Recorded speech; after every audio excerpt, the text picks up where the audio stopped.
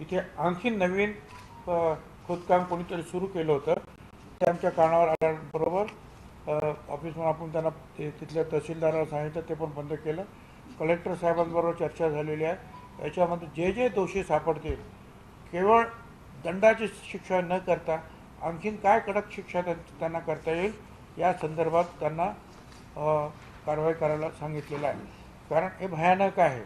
कारण 2 वर्ष खोदकाम चालू आहे आणि शासन यंत्रणेला, स्थानिक यंत्रणेला काहीच माहीत नाही आणि ते फक्त जे आहे पत्र पाठवणं, थोडा थोडा दंड करणं, असं जर करत गेलं तर एकही डोंगर जो आहे या देशामध्ये शिल्लक राहणार नाही. फक्त कारवाई केली झालं, परत चालूच आहे.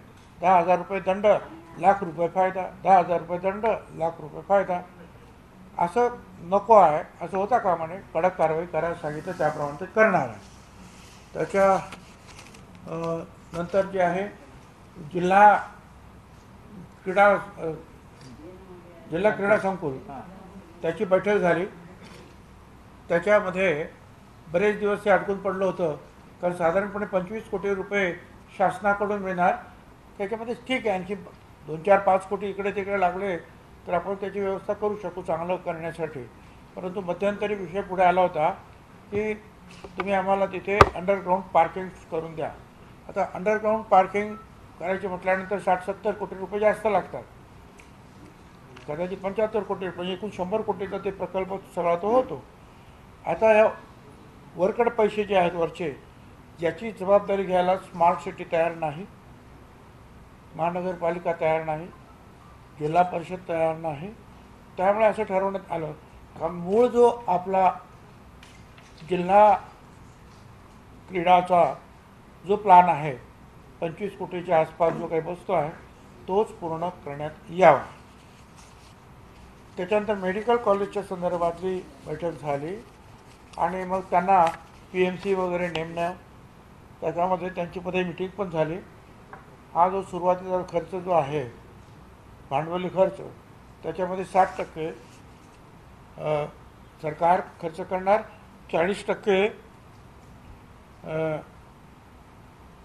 आरोग्य विद्यापीठ खर्च करणार. तर त्यांना सांगितलं की आता पुढे तुम्ही सुरू करा आणि तिथले जे एकूण जे वातावरण, नैसर्गिक सौंदर्य वगैरे त्याला बाधा न येता त्याला सूट कसं होईल, जुन्या इमारती, नवीन इमारती आणि आजूबाजूचं एकूण ॲटमॉस्फिअर, अशा रीतीने त्यांना ताबडतोब करायला सांगितलेले आहेत त्याचे नकाशे. ते सुद्धा काम सुरू होईल. आता कोविड 10 जूनला 4,809 होते आपल्याकडे रुग्ण आणि आता 18 जूनला 8 दिवसांनंतर आपल्याकडे 3,147 आहे. म्हणजे जवळजवळ 1700 रुग्ण आपल्याकडे कमी झालेले आहेत. अर्थात ते जर 48,000 जे मध्ये वाढले होते त्याच्यासमोर पाहिलं तर अतिशय चांगली परिस्थिती आहे. 3,141. पॉझिटिव्ह रेट जो आहे, पॉझिटिव्हिटी रेट जिल्ह्याची सरासरी हा 4.74 आहे. बेड ऑक्युपन्सी जी आहे, म्हणजे त्या हॉस्पिटलमध्ये खाटा ज्या आहेत 9% भरलेले आहेत.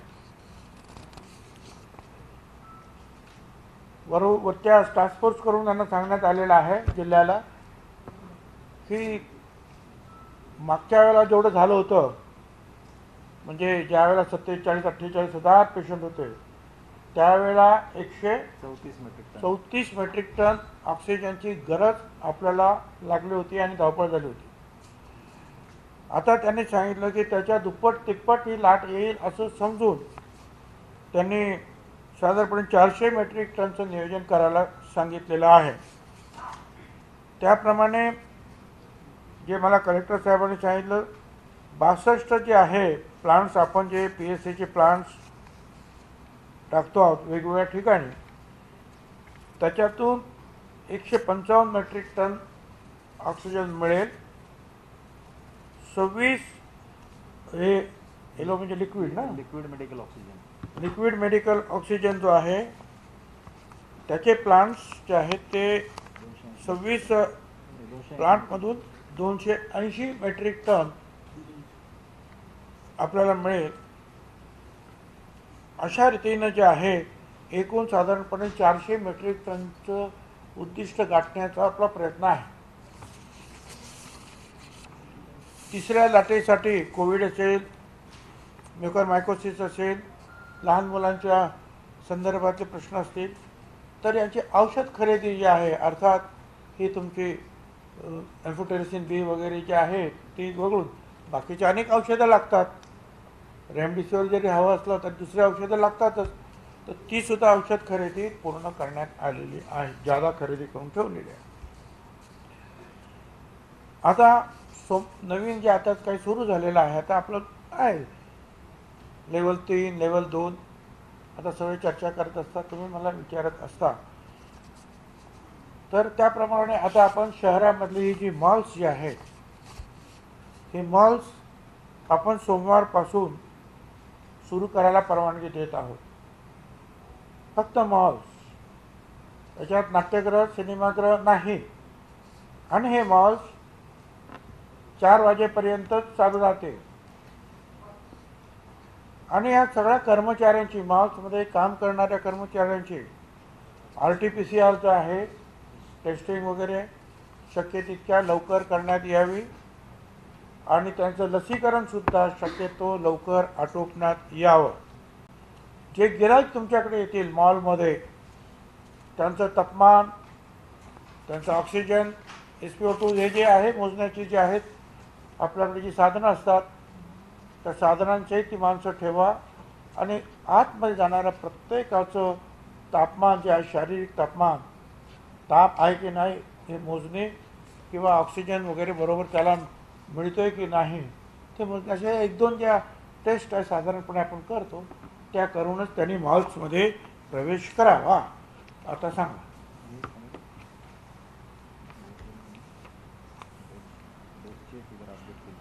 हा डेथ रेटसुद्धा जे आहे, मृत्यूदर हा 36 जिल्ह्यांनी अपडेट केलेले आहेत एकूण.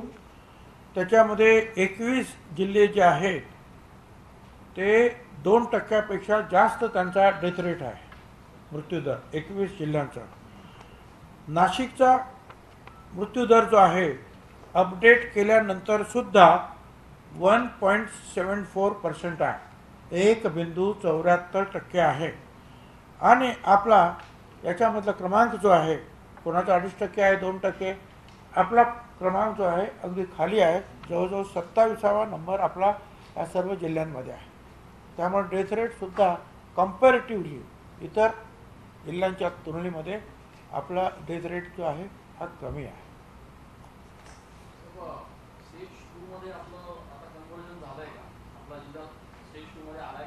असं आहे की शहराचं बघायला गेलं तर तो लेवल 2 मध्ये जवळपास आलेला आहे समजा, परंतु किती आहे तो? 5% पाहिजे तर 4.7, 4.8 म्हणजे तो कधी एका दिवसात सुद्धा वाढेल. म्हणजे हा खेळ होऊन जाईल. अरे आता 2 नंबर होता, चला परत 3 नंबरला जा. हे असं आम्ही काही करत नाही. आम्ही इथले जे काही चाललेलं आहे, आमचे जे आकडे आहेत, आमचे जे अडचणी आहेत शहर आणि ग्रामीण, या सगळ्या लक्षात घेऊन आम्ही मॉल्स जे आहेत शहरातले, नाशिक शहरातले मॉल्स आणि अर्थात मालेगावला पण असतील ना मॉल्स, असले तर मालेगावला सुद्धा त्या मॉल्सना या अटीसहित आम्ही परवानगी देत आहोत 4 वाजेपर्यंत. शनिवार रविवार बंद असणार. लोकांची मागणी आहे की शनिवार रविवारपैकी फक्त एकच दिवस ठेवा. त्याचा विचार आपण आणखी 8 दिवसांनी करूया, कारण अजूनही हा रेट जो आहे एकूण रुग्णांचा हा आपल्याला खाली आणणं अतिशय गरजेचं वाटतं. 50% संख्या राहील. मॉलमध्ये 50%पेक्षा जास्त गर्दी असता कामा नये. प्रत्येक स्टॉलवर गरजेपेक्षा अधिक लोक असता कामा नये. आतमध्ये गर्दी व्हायला लागली त्यांना बाकीच्यांना बाहेर उभं ठेवा स्टॉलच्या तुमच्या, आणि मोजकी माणसं आतमध्ये घ्या. म्हणजे 50% असतील आणि त्याच्यातले 50-100 माणसं एका स्टॉलमध्ये घुसा आणि परत गर्दी करा, असा नाही. एकूण 50% असावं. परंतु त्यापेक्षा महत्त्वाचं आहे की प्रत्येक ज्यातली स्टॉल दुकानं आहेत त्या दुकानामध्ये गर्दी होता कामा नये आणि आलेलं प्रत्येक गिराईक हे मास्कशिवाय असता कामा नये. मॉनिटरिंग कसं करणार?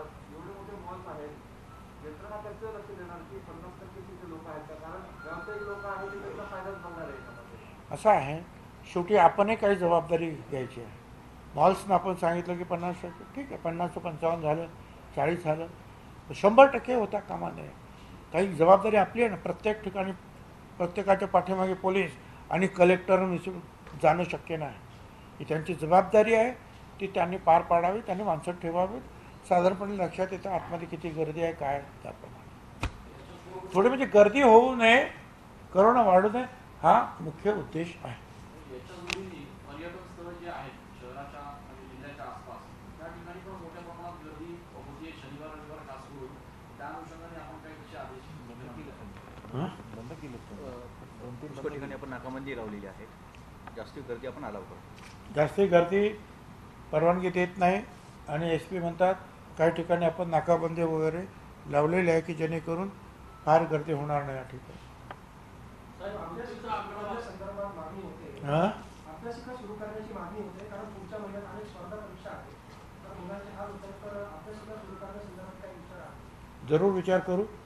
काय आज मॉल घ्या आणि पुढच्या आठवड्यामध्ये आम्ही अभ्यासिका किती आहेत, काय आहेत, काय परिस्थिती राहील याचा विचार जरूर करू.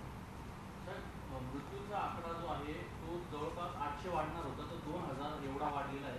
अजून किती दिवस आकडेवारी वाढतील आणि साधारण किती मृत्यू आकडे अपडेट? याच्यामध्ये काय काय कोणी काही लपवतं अशातला भाग नाही. सगळ्या जिल्ह्यांमध्ये जे आहे कमी जास्त आकडे झाले. तुम्हाला सगळ्यांना कल्पना आहे त्यावेळेला एकाच वेळेला प्रचंड गर्दी हॉस्पिटलांमध्ये काय आणि काय परिस्थिती होतात, ज्याला आपण इंग्रजी कॅओस म्हणतो, अशी एक परिस्थिती निर्माण झाली होती. त्यामुळे कुठे अपलोड करायचे राहिले, कुठे आणखीन काही गडबड झालेली आहे, तर ती सगळी आपण शोधून जे आहे आपण सगळ्यांना सांगितलं. विशेषतः खाजगी हॉस्पिटलने जे आहे बरोबर ते जे अपलोड केलेलं नव्हतं त्यांनासुद्धा आपण दम मारून सांगितलं की ते सगळे जे आम्हाला अपलोड करा. त्याच्यामुळे जे वाढली ते आहे आणि मला असं वाटतं की आता याच्यापेक्षा काही जास्त काही वाढतील असं मला स्वतःला काही वाटत नाही. त्र्यंबकेश्वरच्या पूर्वजांनी मागणी केलेली होती की काही सर्पशांती किंवा नारायण नागबली हे पूजा विधी त्यांना त्यांच्या घरामध्ये किंवा आजूबाजूला चालू करत आहे. ते सरकारने सर्व नियम पाळणार आहे. त्याबाबत काही विचार विनिमय झाला आहे का? आपली भेट झाली नाही, आता असं आहे ना की जो धार्मिक विधीचा जो भाग जो आहे हा मुंबईवरून टास्क फोर्स जे आहे ते कळवित असतं. त्यांनी काही त्याच्यातून सांगितलं तर मग आपल्याला विचार करता येईल. ते आमच्या लेवलला नाही आहे.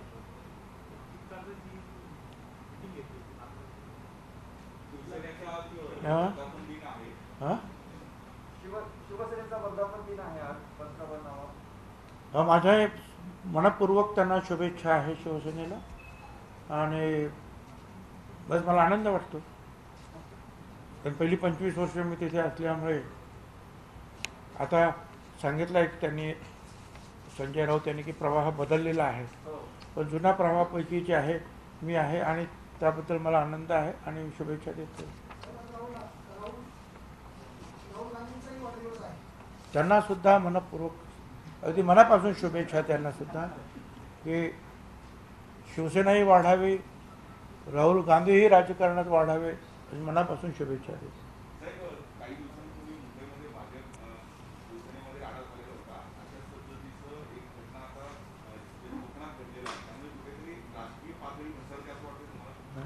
मारामारी तिकडे सुरबाण्यामध्ये झाली नाही मला काय कुठे झाली? कोकणात झाली. सिंधुदुर्ग काही कल्पना नाही मला तरी माहिती नाही. थोड्याफार खटपटी होत असतात. कधी कधी एकाच पक्षात 2 गटामध्ये होते, कधी समोरासमोर लहान अनेक गोष्टी कारणीभूत ठरतात. मुख्यमंत्री नाही देवेंद्र फडणवीस यांनी परवा बैठक घेतली ओबीसी नेत्यांची. मला वाटतं पंकजा मुंडे त्या बैठकीला होत्या आणि काहीतरी 26 तारखेला आंदोलनाचं त्यांनी म्हटलंय. नेमकं आपल्यापर्यंत काय नियम आहे, काय नेमकं नियोजन आहे? हे आनंद आहे ना.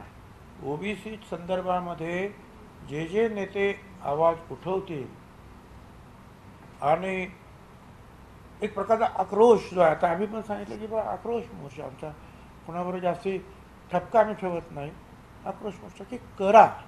आणि त्याप्रमाणे सर्वच नेत्यांनी जे आहे याच्यामध्ये सहकार्य करण्याची, आवाज उठवण्याची गरज आहे. भाजपसुद्धा आवाज उठवत आहे, तर आम्ही त्याचं स्वागत करतो की त्याने जरूर आवाज उठवावा.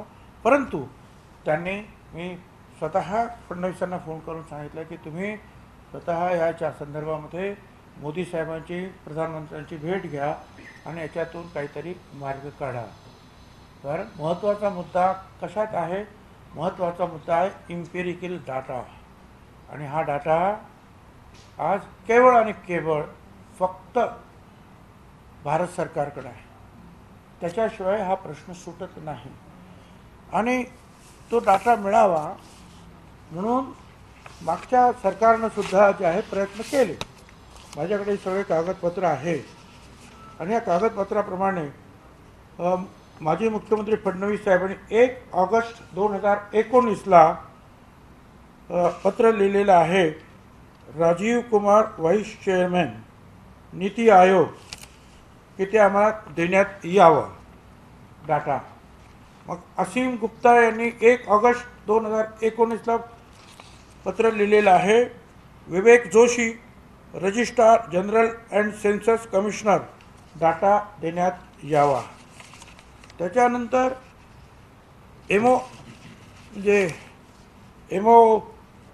MORD त्यांनी असं म्हटलेलं आहे त्यांच्या खात्यानं की हा डाटा देता येणार नाही भारत सरकार. त्याच्यानंतर असीम गुप्तांनी परत पत्र पाठवलेलं आहे. मीना म्हणून joint secretary social justice and empowerment, government of India, data द्या. त्यांनी सांगितलं तो RGI कडून माहिती घेण्यास सांगितलं, म्हणजे त्यांनी सुद्धा नकार दिला, टोलवाटोलवी. नंतर RGI, भारत के महारजिस्ट्रार का कार्यालय, म्हणजे RGI, त्यांनी सांगितलं in light of above we on the raw cost data needs to be taken by the Ministry of Social Justice and Empowerment. You are therefore requested to contact the nodal ministry in this regard. म्हणजे मंत्री म्हणतात यांच्याकडे जा, देशाचे मंत्रालय, तुम्ही ह्या office of the registrar of general जे आहे त्यांच्याकडे मागा हा. आणि ते म्हणतात की त्या सोशल डिपार्टमेंटकडे तुम्ही जा. त्याच्यानंतर हे सगळं चालूच आहे. परत हे पत्र परत कोणी लिहिलं आहे? Venkateswaran, under secretary government of India, त्यांनी 20/11ला कळवलं नाही म्हणून त्यांचं सरकार. पंकजाताई मुंडे यांनी 18 सप्टेंबर 2019ला पत्र लिहिलं रामदास आठवले यांना, उत्तर आलं नाही म्हणून. आता मला सांगा, यांनी वारंवार त्याचा पाठपुरावा केला एवढे पत्र, तरीसुद्धा भारत सरकारने त्यांना दिला नाही. आम्ही काही पत्र पाठवतो, मग आम्ही कोर्टात सांगितले तुम्ही सांगा त्यांना द्यायला इम्पेरिकल डाटा. कारण तो इम्पेरिकल डाटा जो आहे हा कुठच्याही परिस्थितीत ना मागच्या वर्षी तो डाटा गोळा करता येणं शक्य होता, ना यावर्षी शक्य आहे. तो मला सांगा ना, गावोगावी घराघरामध्ये जाऊन कोण असा सेवक आहे की तो जाईल आणि तो डाटा गोळा करेल? आम्ही आलो आणि करोना सुरू झाला आमच्या राज्यामध्ये. आम्ही याच्या अगोदर करोना नव्हता, त्यावेळेला त्यांनी प्रयत्न केले नाही म्हणून त्यांना सांगितलं इम्पेरिकल डाटा. आणि हा डाटा जोपर्यंत येत नाही तोपर्यंत प्रश्न सुटत नाही. जसं मराठा आरक्षणाच्या संदर्भामध्ये नेते किंवा मुख्यमंत्री थेट पंतप्रधानांना भेटले, त्यांच्याशी चर्चा केली, याच्याबद्दल सुद्धा ते बोलले. मराठा आरक्षणाच्या संदर्भात बोलले त्यावेळेला याच्या संदर्भात सुद्धा मुख्यमंत्री, त्याच्यानंतर उपमुख्यमंत्री, नंतर चीफ सेक्रेटरी हे याच्या संदर्भामध्ये सुद्धा मोदी साहेबांशी बोलले. त्यांना तो निकालाची प्रत दिली. अडचणी काय आहेत ते सुद्धा त्यांना सांगण्यात आलं. मला माहिती नाही त्याच्यावर काय म्हणायचं तुम्ही ठरवा ना. ही पत्राच्या तुम्हाला कॉप्या पाहिजे कॉप्या देऊ. सॅम्पल सर्व्हिसचा प्रकार अहो ते मागच्या आता मराठा आरक्षणाच्या वेळेला केलं होतं. तो फेटाळून जाऊन कोर्टाने म्हणजे काय एवढं याच्यात कसं काय होणार आहे. काय करायचं का मग. तर हा अडचणीचा भाग जो आहे त्यामुळे आम्ही आता असं ठरवलेलं आहे फक्त एकच विषय घेऊन सुप्रीम कोर्टात जायचं की भारत सरकारला सांगा की आम्हाला हा तुमच्याकडे असलेला एम्पिरिकल डाटा द्या. कारण आजच्या परिस्थितीमध्ये आणि मागच्या वर्षीसुद्धा शक्य नव्हतं, यावर्षीसुद्धा शक्य दिसत नाही. कारण करोना सुरू आहे, करोनाची तिसरी लाट येऊ घातलेली आहे. त्याच्यामध्ये परत त्यांचं सेन्सस जे आहे दशवार्षिक ते सुद्धा ते सुरू करू शकलेले नाहीत या करोनामुळे. तर आम्ही कसं करणार. मग आहे ती माहिती तुमच्याकडे रेडीमेड ते आम्हाला देण्यात यावी अशी मागणी आम्ही सुप्रीम कोर्टाकडे करणार की त्यांना सांगा द्या.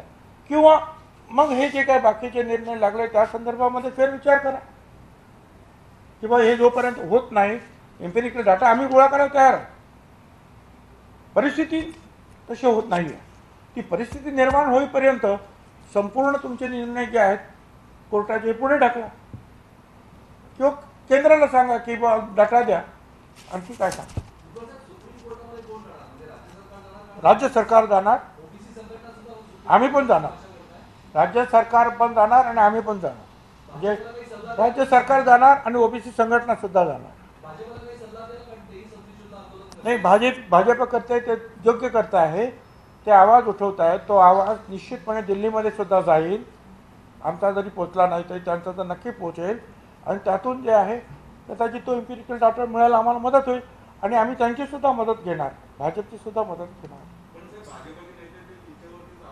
करू द्या त्यांना आणखीन आरोप करा. सत्य काय आहे हे सगळं इथे येत आहे की तुम्ही अध्यादेश काढला. अध्यादेश कधी काढला तुम्ही 31 जुलै. पण त्या अध्यादेशाने भागत नव्हतं आणि एम्पिरिकल डाटा सुद्धा चालत नव्हतं.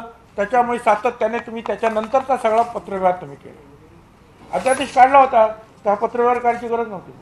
पण एम्पिरिकल डाटा ह्या अध्यादेशामध्ये सुद्धा हा अध्यादेशाची अंमलबजावणी एम्पिरिकल डाटा जो आहे जोपर्यंत तो 2010 साली सांगितलं काय झालं आहे. 2010 साली सर्वोच्च न्यायालयाच्या 5 न्यायमूर्तीच्या घटनापीठाचा के कृष्णमूर्ती निकाल आला व त्यात त्यांनी ट्रिपल टेस्ट सांगितली. ओबीसीचा एम्पिरिकल डाटा आणि इतर जे काही गोष्टी ज्या आहेत त्यांना किती कुठे कुठे संधी मिळाली हे सगळे त्यांनी डाटा गोळा करायला सांगितला. आता तो डाटा गोळा करायला सांगितल्यानंतर समीर भुजबळ त्याचे खासदार हे सुप्रीम कोर्टात गेले. ते सुरू झाले की बा हा डाटा द्यायला सांगितलेला आहे. हा डाटा 2000 आता त्यावेळेला हा डाटा तुम्ही जो आहे आम्हाला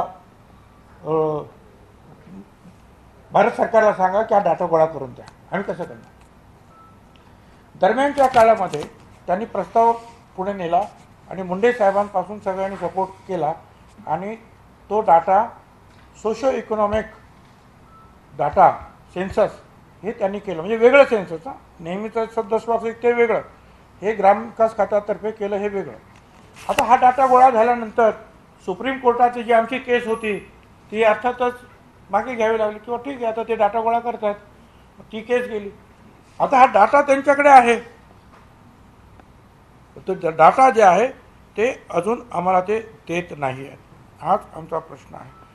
आणि तो डाटा आता गोळा करणं अजून टुडे किती कठीण आहे हे सुद्धा आपल्या सगळ्यांना कल्पना आहे. एक राज्यव्यापी जसं आपण बघतोय की तुम्ही सुरुवातीपासून नेतृत्व करत आहात. सर्व पक्षीय ओबीसी नेत्यांना एकत्र घेऊन त्यांची मोड बांधून आणि तुम्ही नेतृत्व करून असं एक आपण विचार करता आहात का या सगळ्या संदर्भात. जरूर करू ना.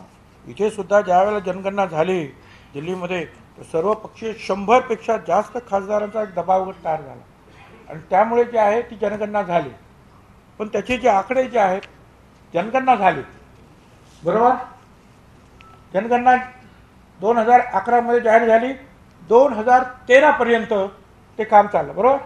2014ला मोदी सरकार आलं आणि सगळा डाटा त्यांच्या ताब्यात गेला. आणि तेव्हापासून तो डाटा द्या अशी अनेक राज्यांनी मागणी केली. फडणवीस साहेबांनी सुद्धा मागणी केली. तो डाटा नाही मिळाला. आणि तुम्ही जे म्हणता त्याप्रमाणे आता आमचे इतर मागासवर्गीय खात्याचे जे नेते आहेत म्हणजे मंत्री आहेत वडेट्टीवार, त्यांनी पुढच्या मला वाटतं शनिवार रविवारी सर्व ओबीसी नेत्यांना बोलवले. कारण आम्ही बोलवण्यापेक्षा ते त्या खात्याचे मंत्री आहेत, त्यांना तो अधिकार अधिक आहे. त्यांनी तो बोलवलेला आहे. तिथे सगळ्यांना आपण आमंत्रित केलेलं आहे. त्यांनी सांगितलं निवडणुका तोपर्यंत घेऊ नका. हां, बीजेपीच्या त्या आंदोलनात त्याची मागणी झाली का तोपर्यंत आम्ही निवडणुका पण होऊ देणार नाही. ओबीसीचं आरक्षण चांगली गोष्ट आहे. आपली काय भूमिका राहील? नाही, माझा सुद्धा पाठिंबा राहील. हा, आम्ही तर ओबीसीचेच आहोत. ओबीसीसाठी जे जे कोणी चांगली मागणी करतील त्याच्या पाठीशी आम्ही राहणारच. तो पक्षपेक्षा आम्ही नाही बघत. इथे जो हा सामाजिक प्रश्न आहे, जसं मराठा आरक्षणाच्या बाबतीमध्ये सगळ्यांनी एक भूमिका घेऊन सगळे सपोर्ट करतात, तसं ओबीसीचं असलेलं आरक्षण गेलेलं आहे. त्यामुळे सगळ्यांनी सपोर्ट केला पाहिजे.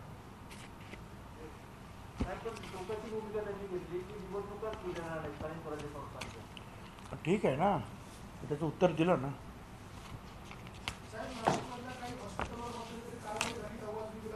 हां, खासगी हॉस्पिटलवर अवाजवी बिलांच्या संदर्भात कारवाई झाली. 2 हॉस्पिटलची मान्यता देखील रद्द केली.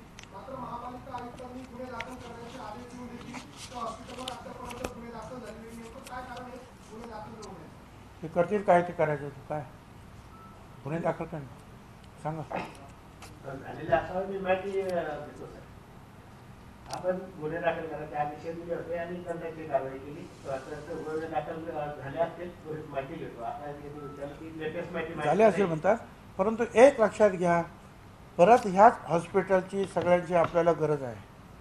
एवढं लक्षात, फक्त त्याने नीट वागावं आणि लोकांना छळू नये हा मुद्दा आहे.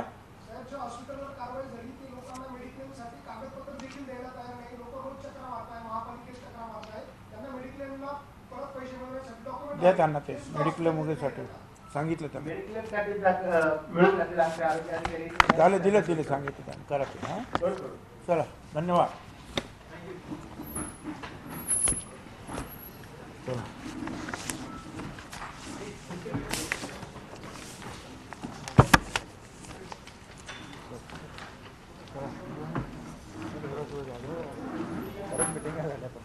अजून आहे ना, मला 4 वाजल्यापासून आहे का फेसबुक लाईव्ह वगैरे काय. हो, मटा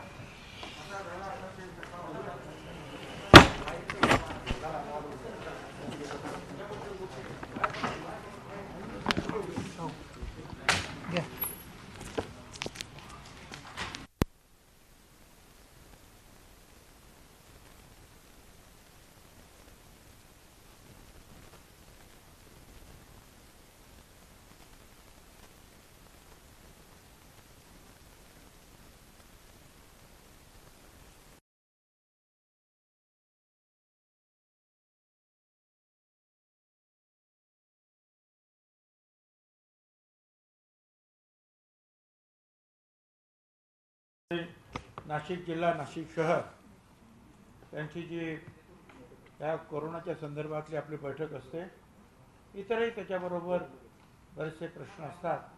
त्याप्रमाणे आजची ही बैठक होती आणि याच्यामध्ये अर्थातच जिल्ह्याचे कलेक्टर साहेब, municipal commissioner, police commissioner, SP, त्याच्यानंतर CO, सिव्हिल सर्जन, इतर सगळे लोक हजर होते. आणि याच्यामध्ये 2-3 गोष्टी प्रश्न विचारायचे यावर सांगतो की त्र्यंबकेश्वरला जे खोदकाम झालं त्याच्या संदर्भामध्ये परत ते लोक मला भेटायला आले होते. आणि सारोळे इथे आणखी नवीन खोदकाम कोणीतरी सुरू केलं होतं, ते आमच्या कानावर आल्याबरोबर ऑफिसमधून आपण त्यांना तिथल्या तहसीलदाराला सांगितलं, ते पण बंद केलं. कलेक्टर साहेबांबरोबर चर्चा झालेली आहे. याच्यामध्ये जे जे दोषी सापडतील केवळ दंडाची शिक्षा न करता आणखीन काय कडक शिक्षा त्यांना करता येईल या संदर्भात त्यांना कारवाई करायला सांगितलेलं आहे. कारण हे भयानक आहे. आणि 2 वर्ष खोदकाम चालू आहे आणि शासन यंत्रणेला स्थानिक यंत्रणेला काहीच माहीत नाही आणि ते फक्त जे आहे पत्र पाठवणं थोडा थोडा दंड करणं असं जर करत गेलं तर एकही डोंगर जो आहे या देशामध्ये शिल्लक राहणार नाही. फक्त कारवाई केली झालं परत चालूच आहे. 10,000 रुपये दंड ₹1,00,000 फायदा, 10,000 रुपये दंड ₹1,00,000 फायदा. असं नको आहे, असं होता कामा नये. कडक कारवाई करायला सांगितलं त्याप्रमाणे ते करणार आहे. विकासाचा ध्यास म्हणजे